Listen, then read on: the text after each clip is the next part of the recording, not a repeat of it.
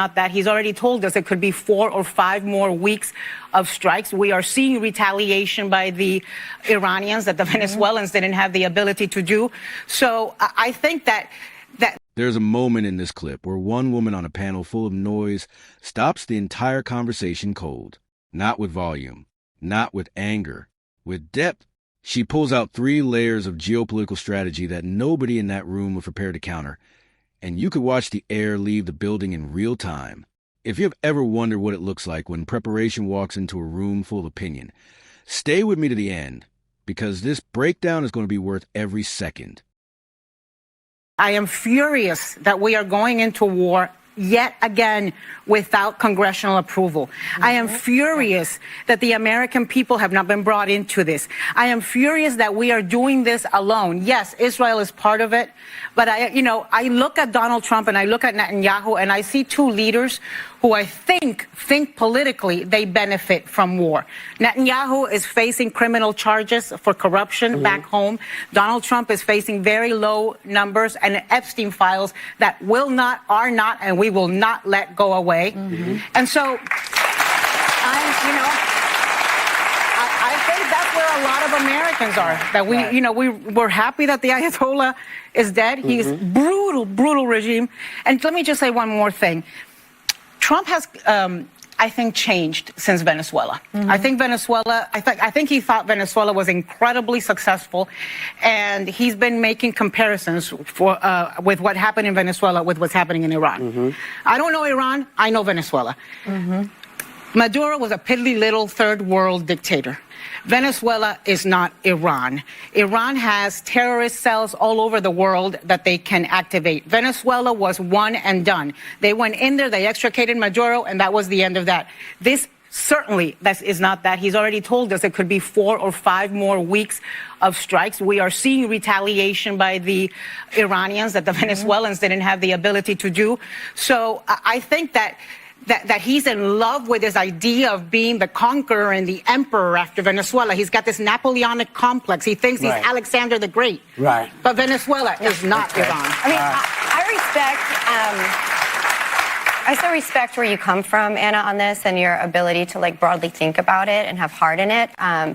I also think it's very easy to have political concussion at this point and I actually had a concussion a year ago. One of the side effects was losing depth perception, where you can't see the depth of what is going on because you're just being constantly barraged by information or political opinion and now war. Understandably, the Americans are fatigued with the idea of war. We get that, right? We sit here and we know the repercussions of it, including the death. And I do want to say our hearts are with the families of those fallen soldiers.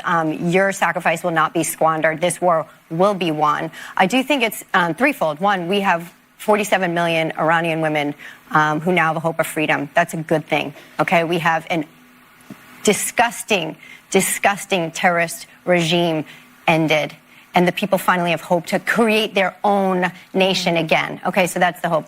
When we zoom out in geopolitical realm, okay, which is not my specialty either, but I have a ton of friends in the military who specialize in this.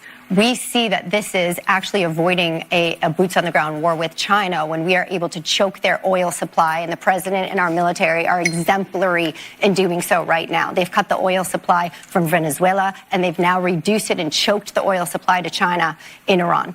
And now what that does is presumably prevent China from having an absolute stronghold on the globe. So this is a strategic move geopolitically that we may not fully understand, but I absolutely trust that this is best for our nation, and we should be America first. What makes you think that the regime has ended?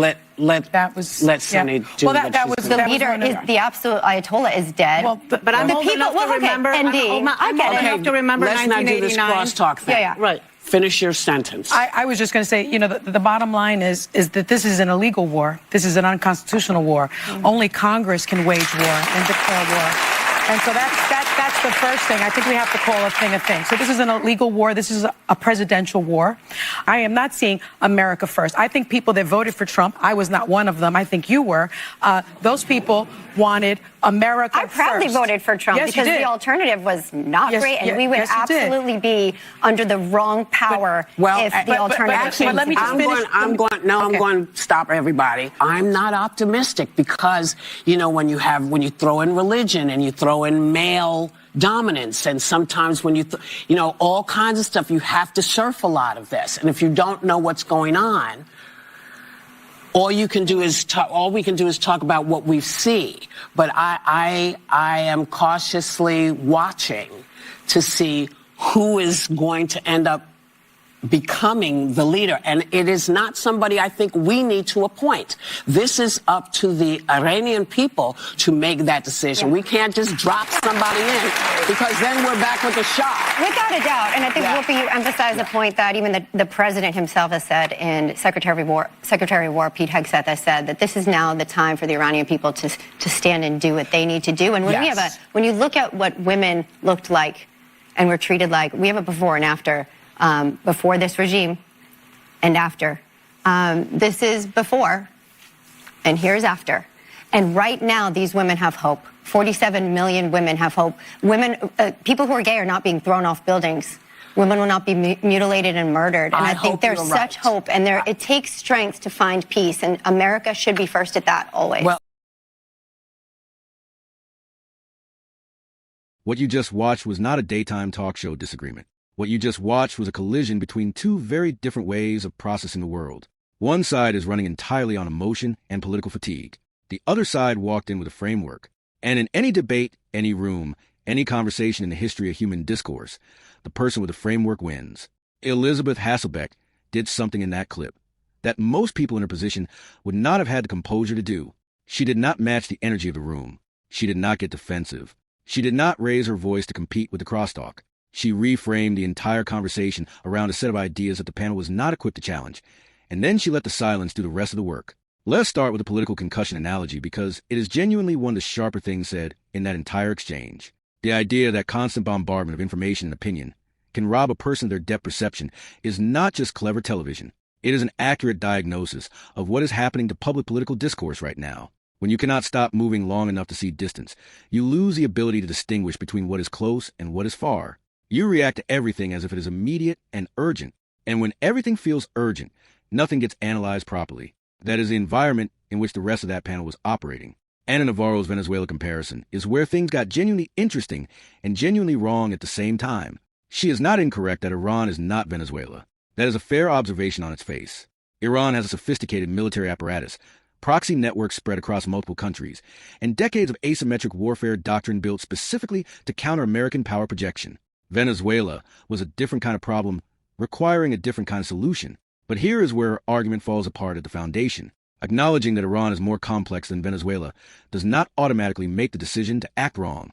It means the decision required more precision. And precision is exactly what the strategy she was criticizing appears to have employed. No ground troops, no occupation, no nation-building project that bleeds into a decade-long quagmire, a targeted operation designed to remove a specific threat, and then step back and let the people of that country determine what comes next. That is not the blueprint of a man drunk on conquest. That is the blueprint of someone who studied what went wrong the last several times and made corrections. The Napoleonic complex accusation is where the commentary on that panel revealed its own blind spot most clearly. In the same breath that one panelist called the president a Napoleon figure, she invoked Alexander the Great as a comparison. And here is what that tells us. She was reaching for historical analogies without doing the historical work. Alexander the Great did not conquer Persia through arrogance alone. He conquered Persia because his father Philip had spent 20 years building the most disciplined and innovative fighting force the ancient world had ever seen. The Macedonian phalanx was not just a formation, it was a system. Layers of coordination, spacing, timing, and flanking cavalry working in concert to exploit weaknesses in much larger armies. 35,000 men dismantling forces that could field 500,000 because of superior strategy, not superior numbers. If you are going to reach for that comparison, you need to understand what it actually represents. And what it represents is not recklessness. It is ruthless strategic efficiency. The parallel to the current situation is uncomfortable for some people to sit with, but it is honest, taking out a specific target with air power, with no boots exposed on foreign ground, and then clearly communicating to the surviving structure of that government what happens next if they do not course correct. That is not the behavior of someone who wants a war. That is the behavior of someone who wants to end a problem before it becomes a war that costs 10 times more in blood and money. Whoopi Goldberg's point about not appointing the next head of state for Iran was actually the most grounded moment in the entire panel, and it came from an unexpected direction. She is right. You cannot drop a pre-selected leader into a power vacuum and expect stability. That lesson has been paid for in full by American foreign policy mistakes going back generations. The solution is not to install a replacement. The solution is to remove the obstacle and let the consent of the people determine what fills the space, which, if you trace it back to its core principle, is the entire philosophical argument for democratic governance in the first place. Power must come from the people, or it will always eventually collapse into the thing it replaced. The war powers question is one that deserves honest engagement rather than dismissal. Congress holds a constitutional authority to declare war. That is not a partisan argument. That is the text. The conversation around executive authority and military action has been an ongoing and legitimate constitutional debate for decades, and applies regardless of which party holds the White House. It is worth having that conversation clearly and seriously rather than using it purely as a rhetorical club in a moment of political opposition. But what Elizabeth Hasselbeck introduced that nobody on that panel had a ready answer for was the China dimension. The geopolitical argument that disrupting Iran's oil supply simultaneously constrains China's ability to project economic and military dominance globally is not a small point. It is arguably the largest strategic consideration in the entire situation, and it received approximately 30 seconds of airtime before the conversation moved on. That is the depth perception problem playing out in real time. The panelists were focused on the immediate emotional frame, the fear of war, the anger at process, the grief over fallen soldiers, all legitimate human responses. And in doing so, they skipped entirely over strategic architecture underneath the decision. 47 million Iranian women. That number sat on the table, and nobody picked it up. Not to debate it, not to analyze it, not to engage with what it might mean for regional stability over the next generation if that population gets genuine access to civil rights and economic participation. Instead, the conversation moved on to the next talking point. That is the failure of the format, not the failure of the idea. The Persian people have one of the oldest and richest civilizations in human history. Their culture, their literature, their contributions to mathematics and astronomy and architecture predate most of what we consider Western civilization. They have been trapped under a regime that does not represent them, that has executed dissidents, that has weaponized religion as a tool of political control, and that has spent its national treasure building weapon systems pointed at its neighbors rather than building roads and schools and hospitals for its own people. If there's a legitimate case to be made that a strategic military action has created the conditions under which that population might reclaim their own story, that case deserves more than a few seconds sandwiched between crosstalk. Elizabeth Hasselbeck walked into that room with something that most of that panel was not carrying. She was carrying a willingness to look past the immediate political noise and ask what the situation actually is rather than what it feels like. That is a discipline. It does not mean she has every answer. It does not mean the strategy being employed is without risk or without critics who raise valid concerns. It means she refused to let political fatigue substitute for analysis, and in doing so, she made everyone else in that room look smaller without saying a single unkind word. That is the kind of commentary that actually moves people. Not heat, clarity. If this kind of breakdown is what you come here for, hit that like button and subscribe right now, because this channel is built for people who want to think, not just react. We are just getting started.